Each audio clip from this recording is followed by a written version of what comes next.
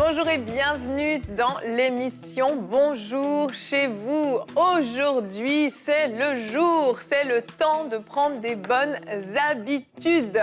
Pour tous ceux qui ont besoin de se discipliner, cette émission va être très inconfortable, mais va porter du fruit, je le crois. Et je serai avec Annabelle et Michael. Salut Bonjour. tous les deux. Bonjour. T'as pris un accent suisse. Aujourd'hui, on va voir comment prendre de bonnes habitudes. On va s'encourager à le faire. Qu'est-ce que ça produit dans la vie? Qu'est-ce que ça crée? Et on le sait, hein, des personnes disciplinées, généralement, on produit plus, on est plus efficace et surtout, on a un meilleur équilibre de vie. Mais c'est pas toujours facile et ça convient pas forcément à tout type de personnalité. Donc aujourd'hui, tu vas faire aussi une rubrique conseil du coach, chérie. Oui, et je vais répondre à la question comment prendre de bonnes habitudes. Et donc, tu vas nous donner des conseils, c'est ça? Oui, tout à fait. Donc, on va en parler tout à l'heure. Pratico-pratique, comment prendre de bonnes habitudes. À vos crayons, à tous ceux qui en ont besoin. Et nous commençons tout de suite cette émission avec la pensée du jour.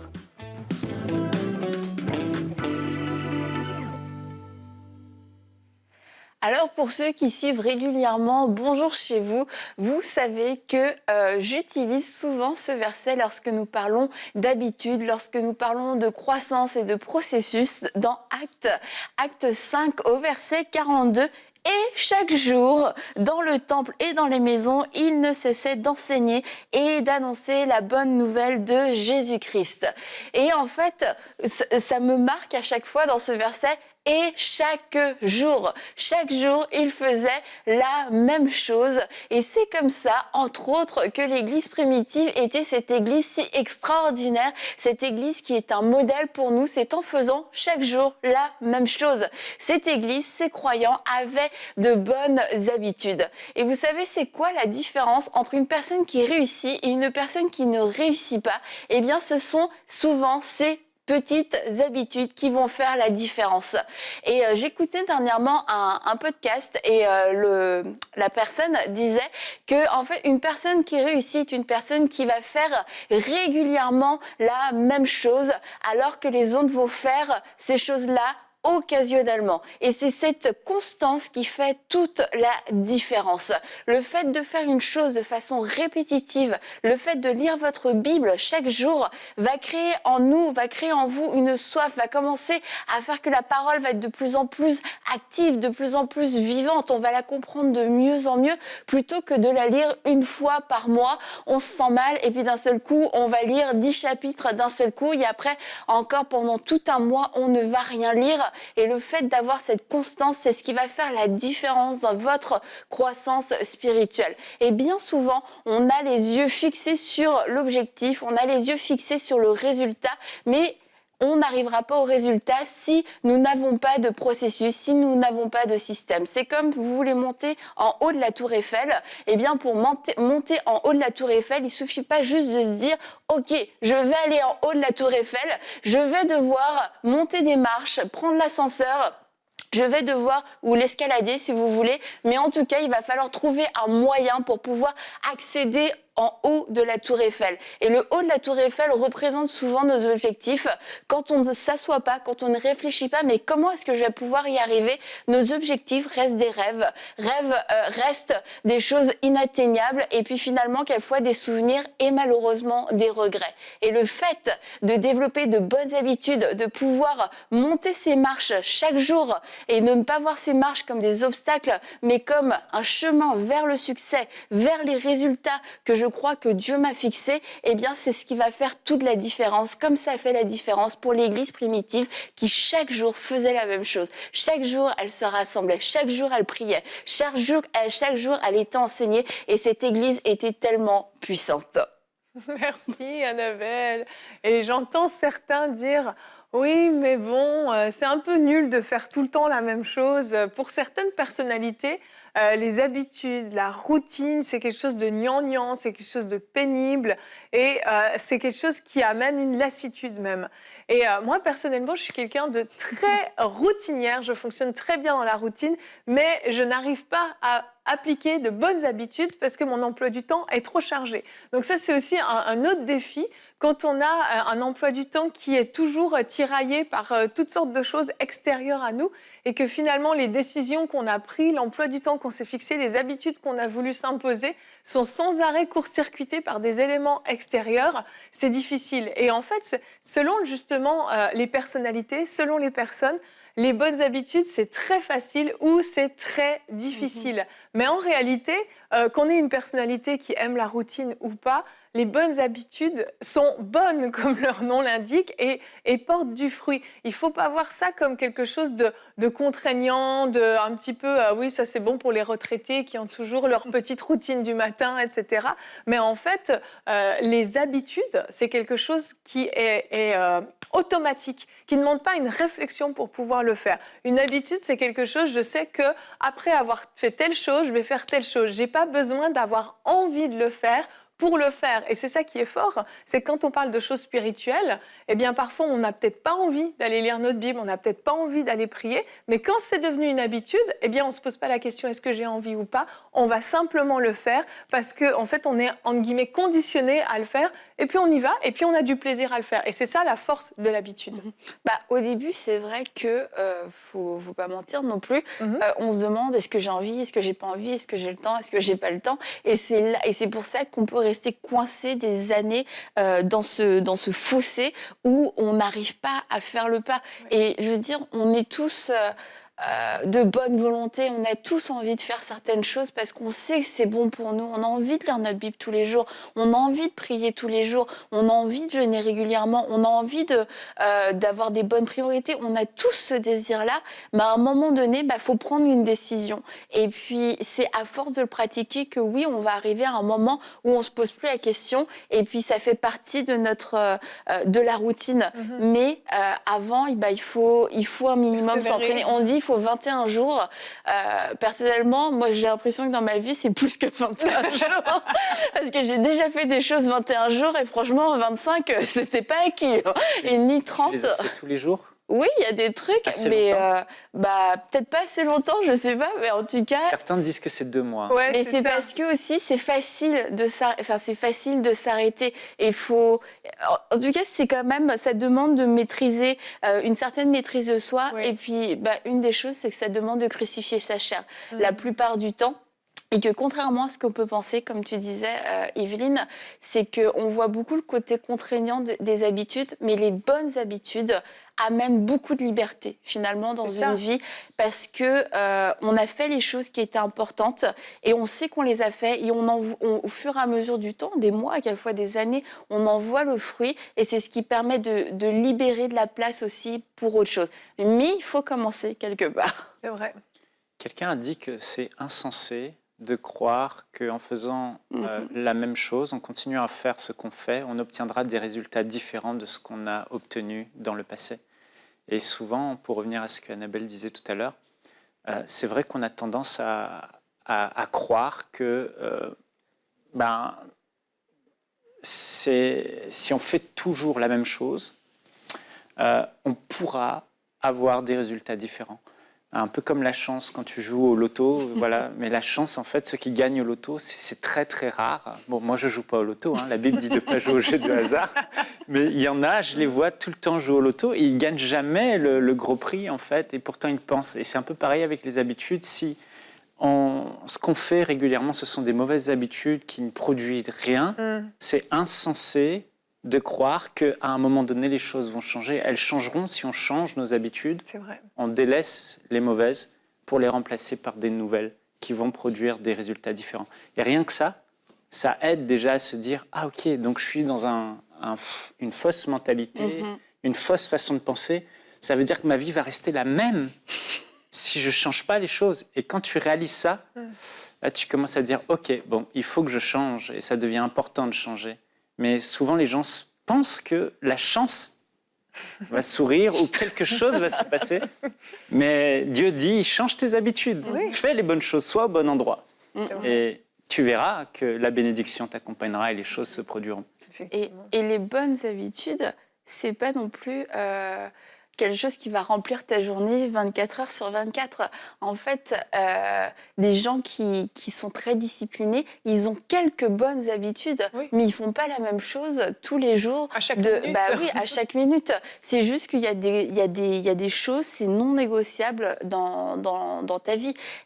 Par exemple, le fait, si tu te dis, bah moi, mes habitudes au niveau de ma consécration personnelle, c'est je me lève et je me lève plus tôt, je réserve 1 heure et peu importe en fait l'horaire, quelquefois c'est même pas un horaire fixe, mais c'est dans mon horaire, je vais prendre 1 heure plus tôt. Donc si j'ai des choses qui commencent plus tôt, bah, je vais me lever plus tôt. Si j'ai des choses qui commencent plus tard, bah, je vais peut-être me lever un peu plus tard, mais je prends cette heure-là où je sais que je vais avoir mon temps avec Dieu et ce sera non négociable. Et puis après, bah, si on peut commencer avec une bonne habitude déjà, et puis s'y tenir. Une habitude au niveau de l'alimentation, c'est de se dire, eh bien, je vais commander de la nourriture ou je vais manger des trucs à emporter, des burgers, machin, une fois dans la semaine. Et ça veut pas dire, parce qu'une fois on prend on se fixe des objectifs qui sont trop hauts déjà pour nous. Ok, c'est bon, fini, plus jamais on mangera ça de notre vie. Mais là, encore une fois, si tu mets pas de système en place, je parle là peut-être plus au niveau du quotidien, tu mets pas de système en place, tu sais pas quoi faire à manger, tu vas pas faire tes courses et forcément tu vas te retrouver à devoir manger n'importe quoi 3-5 soirs dans la semaine parce que tu ne seras pas préparé. Et c'est pour ça que les bonnes habitudes, c'est pas non plus un hasard, c'est quelque chose qui se prépare. On se prépare nous-mêmes, on prend une décision, mais il y a des choses à mettre en place pour que ça puisse fonctionner. Et c'est là quelquefois aussi où on a l'impression que la chance ou je ne sais quoi va nous tomber dessus.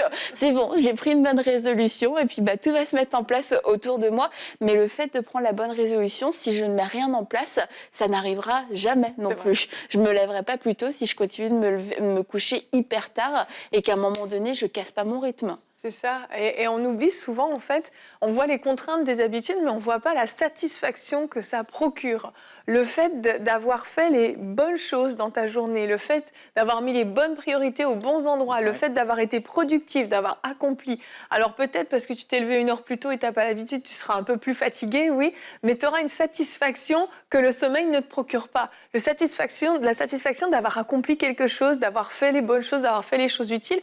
Et ça, il n'y a qu'en le faisant qu'on obtient cette satisfaction. Et c'est ça qui aide aussi à tenir ces habitudes, c'est que ce que ça génère à l'intérieur, c'est que tu en retires un bon fruit. Généralement, dès les premières journées où tu mets en place ces habitudes, tu ressens cette satisfaction. Et ça aide aussi à se motiver, à persévérer dans les habitudes. Mais je te rejoins vraiment, c'est que parfois on se fixe des objectifs qui sont irréalistes. Donc, soyez raisonnables, commencez par quelque chose de raisonnable où vous vous dites ça de manière réaliste, je peux le faire. Et puis on augmente petit à petit jusqu'à atteindre, oui, peut-être l'objectif ultime, mais mettez des paliers pour pas être en position d'échec. Parce que quand on prend des décisions et qu'on se les tient pas, on les tient pas, on est tellement frustré, tellement déçu qu'on prendra juste plus de décisions après et on est passé complètement à côté de l'objectif. Avant d'enchaîner avec notre conseil du coach, j'aimerais lire notre verset du jour, 1 Corinthiens 11 au verset 1. Paul a pu dire, parce que je pense que c'était quelqu'un qui avait de bonnes habitudes, il a pu dire « Soyez mes imitateurs, comme je le suis moi-même de Christ ». Il a fixé son modèle, son objectif ultime, c'était de pouvoir être comme Jésus, pouvoir fonctionner comme Jésus. Et on le sait, le Seigneur Jésus était quelqu'un qui avait des habitudes, on le voit dans la Bible quand on voit comme chaque matin, etc., comme à son habitude, il allait sur la montagne où il allait prier. Donc on voit que Jésus était quelqu'un qui, sur cette terre, dans ce monde, lorsqu'il est venu, avait des habitudes, des bonnes habitudes, parce qu'il savait que c'était nécessaire, son emploi du temps était plus que chargé. On va voir maintenant comment pouvoir justement avoir de bonnes habitudes, comment les développer. On a donné quelques petites clés, mais on va aller un peu plus loin dans la rubrique « Conseil du coach ».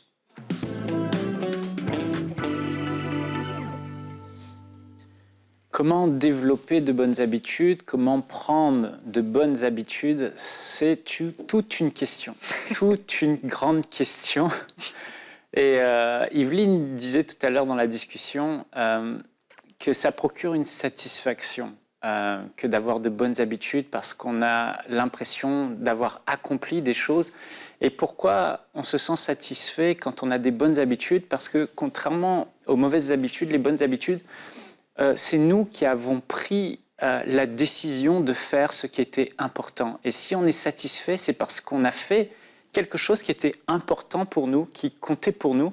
Et pour moi, c'est la première étape, en fait. Le premier conseil que je vous donnerai, c'est d'identifier ce qui est réellement important en se posant des bonnes questions, parce que les questions sont très puissantes. Et si on veut avoir les bonnes réponses et trouver les bonnes habitudes, il faut se poser les bonnes questions. Et la question, the question, la seule principale question, c'est qu'est-ce qui est important pour vous?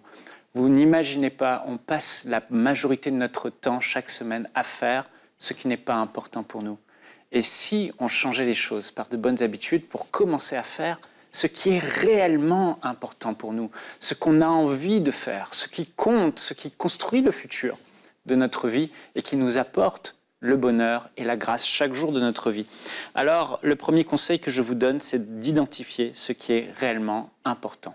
Et pour ça, il faut s'arrêter dans notre emploi du temps chargé et se poser les bonnes questions. Une bonne habitude, puisqu'on parle des habitudes, serait chaque soir de prendre 15, 20, 30 minutes pour réfléchir sur la journée, prendre un cahier et noter. Et le fait de noter dans ce cahier les choses, la journée, vous aide à réfléchir sur votre journée et à vous poser les bonnes questions. Alors, il faut s'arrêter et réfléchir à qu'est-ce qui est important. Et je vous pose la question aujourd'hui, pour développer des bonnes habitudes, ce sont celles qui sont vraiment importantes. Qu'est-ce qui est réellement important dans votre vie?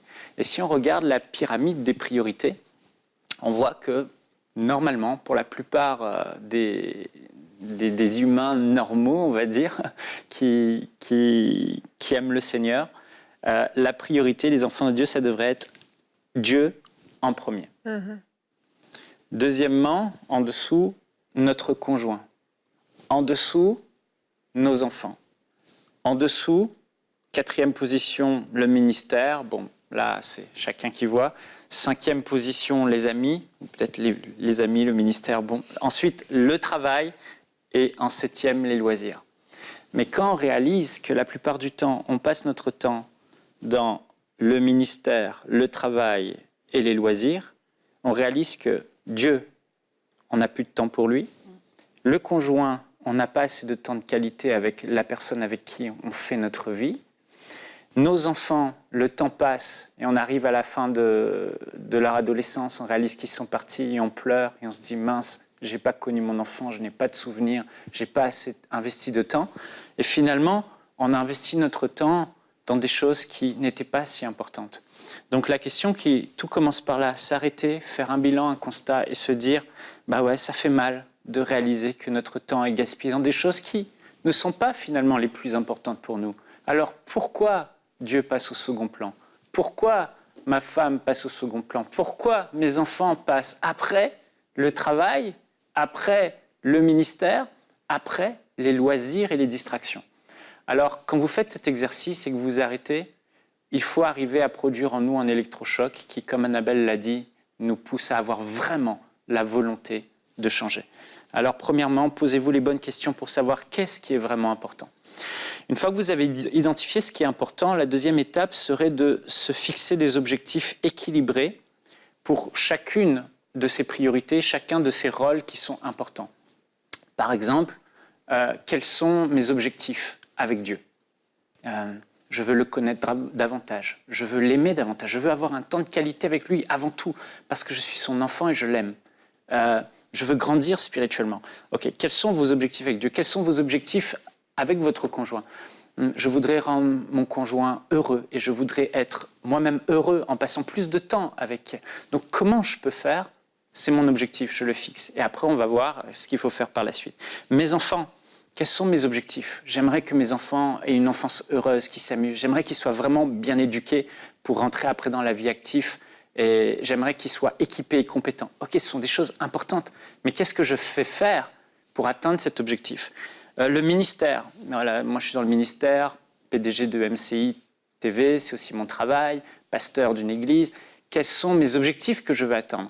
Et en fait, on définit pour chacun de nos rôles, nos objectifs. C'est important où je veux aller. Ça, c'est la deuxième étape, pour pouvoir ensuite définir de bonnes habitudes. Troisième étape, c'est planifier sa semaine. C'est indispensable. Si quelqu'un ne planifie pas et n'a pas l'art de la planification, il va être en fait victime des circonstances, victime des sollicitations des uns des autres, victime des urgences, victime des choses qui viennent à lui. Mais à un moment donné, il faut prendre contrôle de son agenda. Et pour prendre contrôle de son agenda, qu'est-ce qui est important? Quels sont mes objectifs? Et il faut planifier. Vous devez planifier. Est-ce que vous planifiez vos semaines?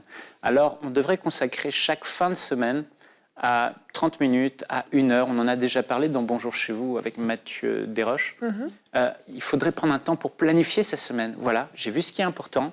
Et pour chaque chose qui est importante et prioritaire, je dois faire quelque chose cette semaine. Même si c'est 30 minutes pour un de mes rôles, une de mes priorités, je passerai ces 30 minutes. Même si c'est 1 heure au quotidien, je passerai 1 heure. Et je bloque ces temps dans mon agenda. Je ne suis pas obligé de mettre exactement quoi faire dedans, mais au moins, première étape, commencez par là, bloquer ce temps, puis rentrez dans ce temps, et puis vivez ce que vous avez à vivre dans ce temps. Comme Evelyne l'a dit, Jésus planifiait ses voyages, il planifiait, il avait des bonnes habitudes. Vous devez utiliser un outil. Moi, j'utilise Google Agenda, c'est indispensable. Avec Google Agenda, vous avez plein de fonctionnalités intéressantes comme les répétitions, comme par exemple tous les matins. Passer 1h30 avec Dieu, c'est noté tous les matins, c'est le créneau. Après, le soir, la journée, le travail. Et vous avez cet agenda numérique qui est sur votre téléphone et qui vous aide au quotidien. Vous devez avoir un agenda numérique. Et ne pas vous décourager lorsque vous n'avez pas respecté votre agenda. Parce que ça, on est plein de bonnes résolutions, on fait une journée type, et finalement, on n'a pas respecté cette journée, on est découragé et on abandonne nos bonnes habitudes qu'on s'est fixées. Il ne faut pas le faire. Donnez-vous de la grâce. Et surtout, si vous avez raté une journée, dites-vous que demain, je vais réussir. Et si vous avez raté demain, dites-vous après-demain, je vais réussir. Et vous verrez que si vous avez cette attitude, vous allez vraiment réussir. Corrigez le tir à chaque fois que vous l'avez manqué. Et ne soyez pas figé dans votre agenda. Laissez au moins 2 heures d'imprévu par jour, surtout sur les journées ouvrées de travail. Laissez-vous 2 heures d'imprévu. Voilà, pour avoir de la flexibilité. La question qu'il faut se poser, c'est comment on va utiliser ces 3 heures de libre qu'on a tous, la plupart, chaque jour. 3 heures de libre chaque jour, du lundi au vendredi, plus le week-end. C'est la grande question. Alors, mettez des choses et des habitudes qui répondent à ce qui est important pour vous dans ces 3 heures et dans ce temps de week-end que vous avez, en plus des heures ouvrées. La quatrième conseil, c'est de savoir dire non aux distractions. Annabelle en a parlé. Mais c'est vraiment, vraiment important parce que c'est souvent là que le bas blesse, c'est souvent là qu'on échoue. La règle d'or, c'est d'être ferme dans ses résolutions. Et la résolution d'or, c'est de respecter ce que j'ai planifié. Si vous avez dit, c'est bon que je fasse ça cette semaine, vous devez le respecter. Mais il y a tellement de choses qui vont venir chaque jour pour vous empêcher de faire ce que vous avez décidé de faire, pour faire finalement ce que vous n'aviez pas décidé de faire, il faut savoir dire non. Apprenez à dire non aux mauvaises habitudes. On ne peut pas avoir, comme disait Jésus, du vieux qui se mélange au nouveau. Il faut dire non au vieux si on veut instaurer du nouveau. Dire non aux désirs de la chair. Les désirs de la chair, ce sont toutes ces pulsions en vous qui font la guerre à l'âme. Votre âme veut faire ce que vous avez résolu à faire, mais il y a en vous... Regarde une série télévisée ce soir, et regarde encore une série télévisée ce soir, et ce soir, scrolle sur ton téléphone, et regarde des short stories à longueur, c'est drôle, parce que tu es fatigué. Mais en fait, votre corps vous envoie constamment ces pulsions et ces messages qui ne sont pas verbaux, mais c'est lui qui décide. Mais votre âme doit dire « Non, c'est moi, j'ai décidé de faire ça ce soir, je me suis résolu ». Une clé, c'est de prévenir, si vous êtes marié, de prévenir votre conjoint de ce que vous allez faire ce soir. Ce soir, j'ai résolu de faire ça. Ainsi, votre conjoint ne sera pas une source de distraction et de tentation. Parce que quand on est marié, c'est d'autant plus difficile. Et quand on a des enfants, les conjoints, voilà, papa a décidé, maman a décidé, ce soir, je fais ça. Et vous y tenez, vous verrez que vous l'avez dit, vous l'avez verbalisé et vous allez le faire. Donc dire non aux sollicitations des autres. Les autres viendront sans cesse vous solliciter par des services. Moi, je n'arrivais pas à dire non, j'ai dû apprendre à dire non. Je faisais les sites web de la terre entière, j'aidais la terre entière et j'avais plus de temps pour moi et j'ai appris à dire non. Non. Désolé, non. Parce que Si je ne le fais pas, je vais me punir moi-même. Et si j'utilise mon temps à faire ça, dites-vous que c'est votre conjoint, c'est Dieu, c'est vous-même qui allez en souffrir. Et il y aura des conséquences pour les autres choses pour lesquelles vous n'avez pas dégagé du temps et qui pourtant sont plus importantes à vos yeux. Vous devez vous respecter. Et je finis avec ce 5e conseil très important, c'est qu'Annabelle en a parlé aussi, commencez petit avec des petits changements avant de vous lancer dans de grands changements. Écoutez ce que la Bible dit dans Luc au chapitre 16 au verset 6. Je lis dans la version Darby. « Celui qui est fidèle dans ce qui est très petit est fidèle aussi dans ce qui est grand. Et celui qui est injuste dans ce qui est très petit est injuste aussi dans ce qui est grand. » C'est fou. En fait, la parole de Dieu nous révèle que si on sait être fidèle dans des choses qui sont faciles à faire, on acquérera les capacités, les habiletés, la discipline pour pouvoir faire les choses qui sont compliquées. Alors, n'essayons pas de mettre des habitudes pour des grands changements. Commençons par des petits changements et on sera équipé de manière tout à fait naturelle pour faire les grands changements. C'est ce que ce passage nous dit.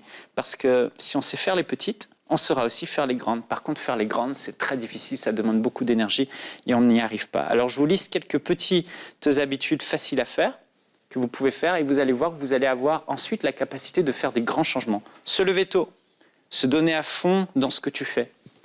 Focus, c'est une habitude. Quand je fais quelque chose, je suis à fond. Paul disait, je travaille de toutes mes forces pour le Seigneur. Donnez toutes vos forces dans ce que vous faites, au travail, dans tout ce que vous faites, à fond. Donnez-vous un max de temps dans ce que vous faites. Petite habitude, chaque fois que je fais quelque chose, je me dis, c'est de temps à telle heure. Je ne laisse pas le temps libre. Ne faites pas confiance à votre mémoire. Tout noter. C'est une bonne habitude qu'il faut prendre. Faire des PV pour tout type de réunion, par exemple. 30 minutes max de loisirs par soir pour me détendre et faire un petit truc cool, mais pas plus. C'est une bonne habitude. Respecter le sabbat, ne pas travailler le dimanche. Ne jamais travailler le dimanche ou le samedi, c'est une bonne habitude. Un culte familial par semaine, c'est une habitude. Peut-être ça, c'est grand, quoique. Ça dépend le temps que ça dure. Un rendez-vous amoureux avec votre conjoint par semaine, vendredi soir. C'est avec mon conjoint. Par exemple, c'est une petite habitude.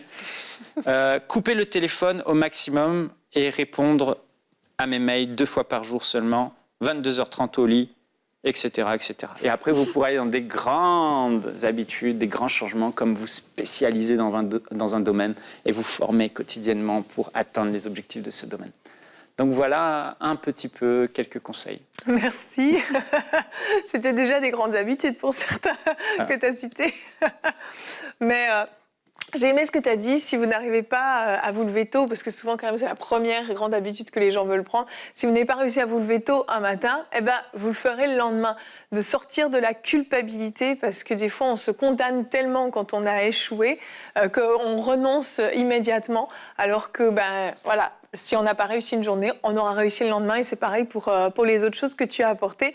On peut se tromper, on a des journées imprévisibles, parfois il se passe des choses. Si, non. Si. Je me déculpabilise là.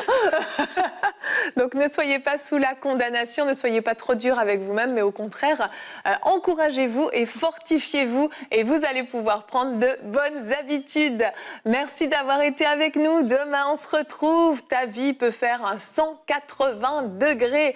Et nous aurons une rubrique C'est mon histoire avec Sébastien Schepperlé. Et oui, c'est un nom difficile à prononcer, mais vous verrez, il a un très beau témoignage de DJ à pasteur. J'en dis pas plus, on découvre son histoire demain. Merci d'avoir été avec nous et bonjour chez vous.